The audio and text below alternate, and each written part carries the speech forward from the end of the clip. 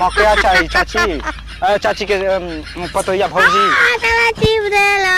छोड़ा टेंशन मतलब मकया चाहिए 10 किलो रोज ठेला लगाई ना भूजी ना ऐसे ले देना ना मिली इनकी ना मिली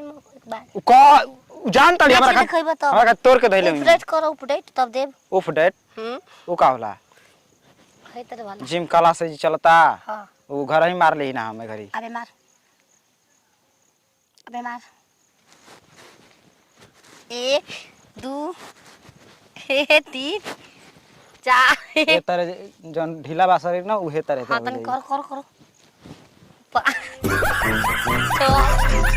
7 8 12 अब जो खा अब से करा निकला गल हम ढेर ना